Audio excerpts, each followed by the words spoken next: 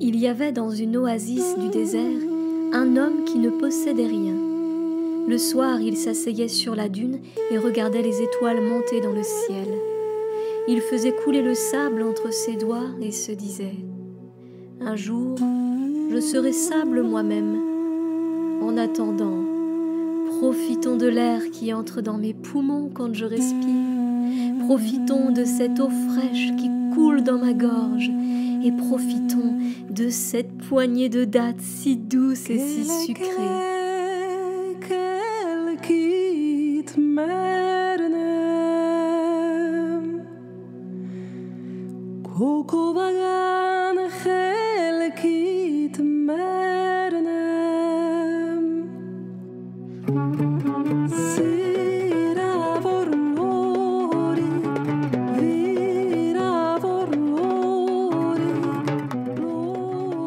Un soir comme cela, justement, il vit venir de très loin et dans sa direction un chameau qui portait une selle, mais qui allait seul, sans maître ni fardeau. « Où vas-tu » lui demanda-t-il lorsque le chameau fut à sa portée de voix. « Je vais à la ville de Topka » répondit l'animal sans s'arrêter. L'homme intrigué le rattrapa et marcha à son côté. « Je suis étonné que tu m'aies répondu, dit-il au bout d'un moment, car d'ordinaire les chameaux ne parlent pas. Moi si, se contenta de grommeler le chameau, et il accéléra l'allure. Et puis, je ne connais pas cette ville de Topka dont tu me parles. Il y a beaucoup de choses que tu ne connais pas, se moqua le chameau. Puis, comme l'homme le suivait toujours, il s'arrêta net. Voudrais-tu que je te prenne sur mon dos et que je t'emporte jusqu'à Topka ? Ah non, dit l'homme après une hésitation, je ne veux pas. Je préfère rester ici. Alors je vais te poser la question autrement, reprit le chameau. Voudrais-tu savoir ce qui arriverait si tu montais sur mon dos et que je te conduisais jusqu'à Topka ? C'est une grande faveur que je te fais. « Oh ça oui, je veux bien, répondit l'homme. Alors, monte sur mon dos et tu le sauras. »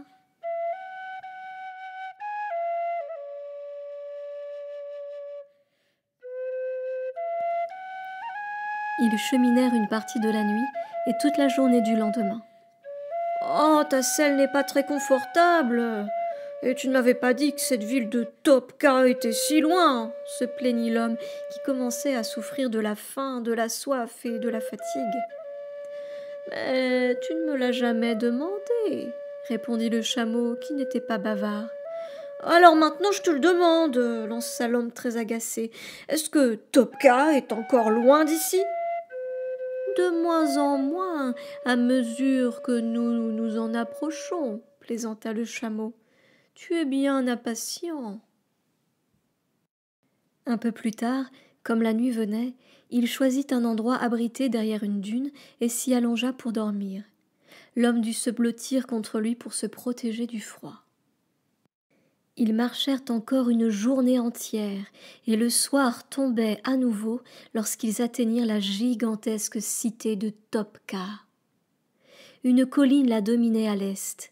Le chameau s'y arrêta et mit un genou à terre. « Je ne vais pas plus loin, je devais seulement t'amener jusqu'à cette colline. Prends ce chemin qui descend, il te conduira tout droit en ville. Moi, je ne bouge pas d'ici, je t'attends. Et n'oublie pas, je te reconduirai à ton oasis dès que tu le souhaiteras. Dans un jour ou dans 10 ans, il suffira que tu me rejoignes ici, et nous y retournerons ensemble. Va sans crainte. » L'homme observa la ville immense qui s'étendait à ses pieds. Des milliers de lumières tremblotaient dans la nuit, des fumées montaient dans le ciel. Il était stupéfait de découvrir une ville aussi grande alors qu'il n'en avait jamais entendu le nom. Il hésita un instant, apeuré, et puis la curiosité fut la plus forte. « Soit, j'y vais, mais tu ne bouges pas d'ici. »« Je ne bouge pas, je t'attends. » L'homme s'engagea d'un pas décidé sur le sentier pentu qui menait à la ville. À mi-chemin, il s'arrêta et vit le chameau qui balançait sa longue tête en signe d'encouragement. La ville de Topka comptait une population considérable et le plus grand tumulte régnait dans les rues.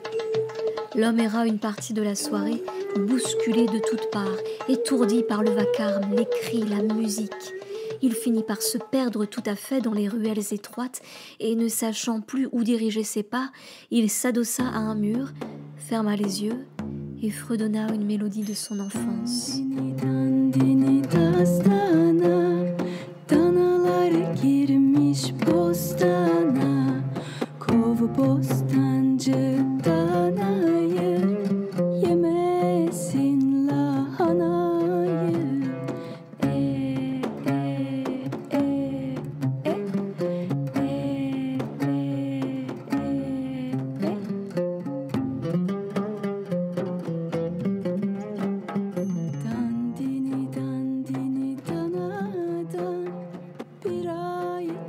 Des passants lui jetèrent quelques pièces de monnaie et il entra dans une petite auberge pour y manger une soupe de haricots. Il était très affamé. L'aubergiste, un vieil homme à la barbe blanche, le prit en pitié. « As-tu seulement de quoi te loger cette nuit ?» lui demanda-t-il. « Non, » dut avouer l'homme, « car je viens du désert et je ne connais personne dans cette ville, et je viens de dépenser tout l'argent que j'avais avec cette soupe de haricots. Alors reste donc ici pour ce soir. Tu trouveras une paillasse dans l'appentis. Allonge-toi et dors. Nous verrons bien demain ce que nous ferons de toi. »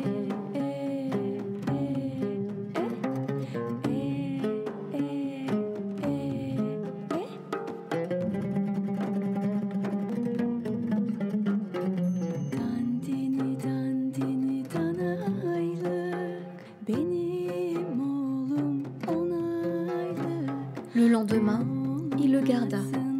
Le surlendemain aussi, ainsi que les jours qui suivirent, contre des menus services bien sûr, mais aussi sans doute pour avoir un peu de compagnie, car il vivait seul. Notre homme se mit à la cuisine et il apprit bien vite à cuire les viandes, à faire mijoter les légumes, à confectionner les gâteaux. Et c'est ainsi qu'en peu de temps, il devint l'aide du vieil aubergiste, et puis son associé, et enfin son ami le plus cher. Le soir, lorsque les derniers clients étaient partis, ils s'asseyaient tous les deux dans la rue, buvaient du thé à la menthe et jouaient aux dominos. Ils ne parlaient guère car ils n'étaient bavards ni l'un ni l'autre.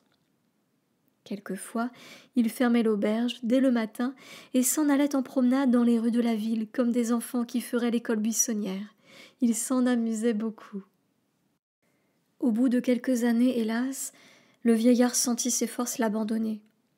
Son nouvel ami eut beau veiller sur lui, le soigner de son mieux et lui faire avaler des bouillons de légumes, il mourut dans ses bras, paisiblement, et ses derniers mots furent ceux-ci. « Je n'ai pas de famille, ni d'autres amis que toi. Je te laisse donc tout ce que je possède. L'auberge t'appartient désormais, avec tout ce qu'il y a dedans. Prends-en soin, s'il te plaît. » L'homme fut très attristé par la disparition de son bienfaiteur, et pour honorer son souvenir, il se consacra corps et âme à la bonne marche de la petite auberge. Il s'en occupa si bien que les clients se pressèrent de plus en plus. Au bout de 3 mois, il dut prendre un employé pour le seconder en cuisine.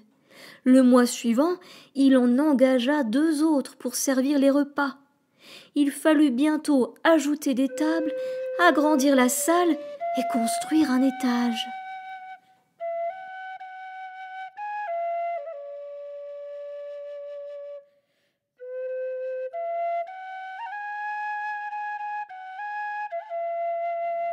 Plusieurs années s'écoulèrent. L'homme travaillait si dur qu'il ne vit pas passer le temps. Et un soir, comme il faisait ses comptes dans l'arrière-boutique, il sentit soudain une haleine tiède dans son cou. C'était le chameau qu'il avait retrouvé et qui passait sa longue tête par la fenêtre ouverte. « Oh, que veux-tu » demanda l'homme surpris.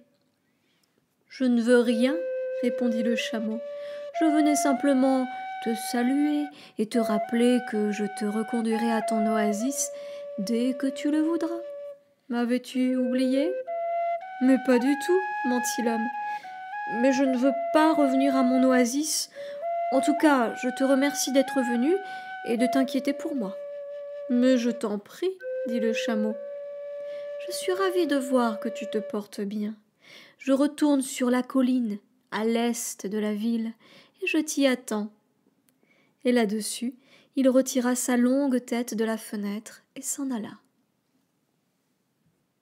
Dans l'année qui suivit, l'homme acheta une deuxième auberge, et puis une troisième l'année d'après. Il en eut bientôt 7, une dans chaque quartier de la ville, et il cessa alors de travailler. Il se contenta d'aller de l'une à l'autre sans prévenir de ses visites, pour vérifier que tout était en ordre, et pour percevoir les recettes, bien entendu. Devenu riche, il n'eut aucun mal à se marier à une jolie femme de 20 ans plus jeune que lui. Elle lui donna 4 fils, tous plus beaux et plus intelligents les uns que les autres. Pour sa famille, il fit construire sur la colline à l'ouest de la ville une demeure qui ressemblait davantage à un palais qu'à une maison ordinaire.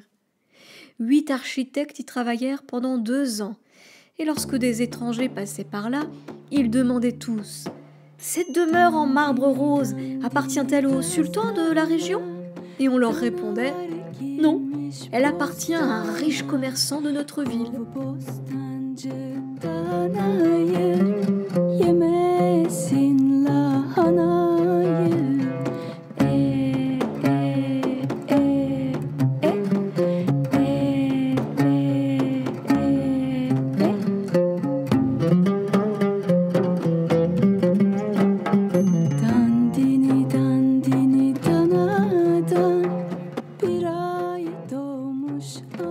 Un soir, un des 40 gardes qui veillaient jour et nuit autour de la demeure entra dans la grande salle, tout pâle et balbutiant.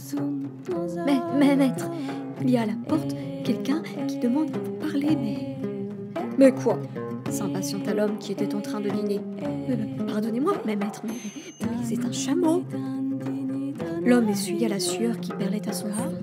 Il était devenu gros et transpirait d'abondance maintenant. « Qu'on le fasse entrer et qu'on me laisse seul avec lui. » Le chameau s'avança vers la table en faisant claquer ses sabots sur les dalles, et puis il renifla les plats qui la couvraient.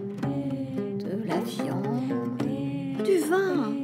Je t'ai connu plus sobre. » Enfin, considérant le ventre replet du bonhomme, « et plus mince aussi. »« Que veux-tu » l'interrompit l'homme d'un ton cassant. « Je ne veux rien. Je venais simplement te saluer et te rappeler que je te reconduirai quand tu le désireras. »« Mais je ne le désire pas, » s'emporta l'homme. « Va-t'en et ne reviens plus, s'il te plaît. »« Très bien. Je ne reviendrai plus, » murmura le chameau en tournant les talons. « Mais je continuerai de t'attendre sur la... »« Il est inutile de m'attendre. Va-t'en. » Le chameau s'éloigna lentement en faisant résonner ses sabots sur les dalles du palais. L'argent va à l'argent, chacun le sait. Aussi notre homme amassa-t-il bientôt une fortune considérable. Il devint l'homme le plus riche de toute la cité de Topka. Il fit construire pour son fils aîné, qui était maintenant adulte, une demeure plus somptueuse encore que la sienne, et puis il fit de même pour ses 3 autres garçons. Ceci accompli, il se demanda comment il pourrait bien employer son argent désormais. Il ne trouva rien. « Je ne peux pas me loger avec plus de luxe, » se disait-il. « Je ne peux pas non plus me vêtir davantage. Ma femme ne regarde plus les bijoux dont je la couvre, tant elle en a. et je n'arrive pas à manger davantage sans en avoir des indigestions. » Dès lors, il devint morose. Il tomba même malade, et ses fils se montrèrent bien ingrats, car ils ne prirent aucun soin de lui. Pas plus que sa femme, qui s'était connue, allait avec un homme plus jeune et n'avait pas le temps de s'occuper des 2 maris à la fois. Un jour enfin, il se regarda dans un miroir, et il eut du mal à se reconnaître. Sa peau s'était ridée, ses cheveux avaient blanchi. « Me voilà vieux, » se dit-il, et il en fut très effrayé. En peu de temps, il s'affaiblit beaucoup et ne trouva de soutien auprès de personne. Un soir après dîner, il renvoya tous ses serviteurs, se dissimula sous une large cape et se glissa en secret hors de sa demeure. Avec ce qui lui restait de force, il parcourut les rues de Topka, passa devant la petite auberge d'autrefois, et puis il entreprit de gravir la colline qui s'élevait à l'est de la ville. Il y parvint à grand-peine, soufflant, titubant. Là-haut, il retrouva la place où il avait laissé le chameau 30 ans plus tôt. Il appela doucement « Chameau, chameau !» Mais le chameau n'y était pas. « Il devait pourtant m'attendre !» pesta l'homme. Le désespoir l'envahit. Comme il ne savait plus que faire et qu'il n'avait plus le courage de s'en retourner dans sa riche demeure où personne ne l'attendait, il se laissa tomber sur un rocher, prit son visage entre ses mains et il pleura sur lui-même, sur sa vie gâchée et sur son oasis qu'il ne reverrait plus.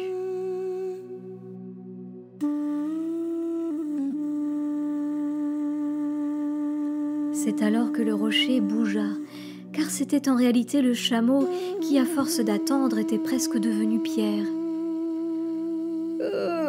Veux-tu » demanda-t-il au vieil homme en étirant ses pattes et son cou pour les assouplir. « Je voudrais que tu me reconduises, » supplia l'homme. « Tu me l'as promis autrefois. »« Oh, bien sûr, » dit le chameau en s'ébrouant pour se débarrasser de la poussière. « Je suis là pour ça. Mais j'ai cru que tu ne reviendrais jamais. » Il s'agenouilla pour le laisser monter. Tous les deux traversèrent le désert en silence. Ils mirent 3 jours et 3 nuits, comme jadis. Mais cette fois, l'homme ne se plaignit de rien. Lorsqu'ils atteignirent la dune où ils s'étaient rencontrés bien longtemps avant, le chameau s'arrêta de marcher et fit descendre l'homme. En sautant au sol, celui-ci s'étonna de se sentir si léger et si preste. Et puis il vit qu'il était redevenu le jeune homme d'autrefois. Sa peau était tendue, ses jambes souples, ses cheveux noirs.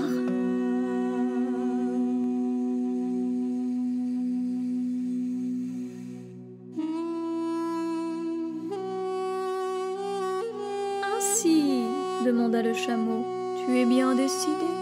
Tu ne veux pas venir à Topka ? » Non, décidément non.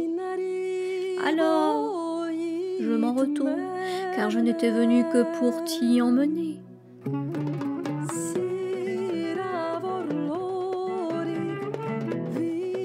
Et il fit demi-tour. L'homme le regarda s'éloigner et disparaître derrière la grande dune d'où il était venu.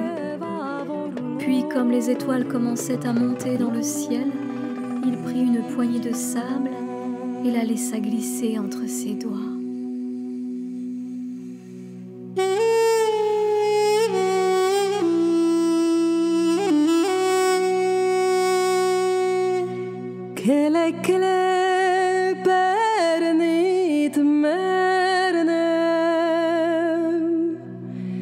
Kosirunik zenit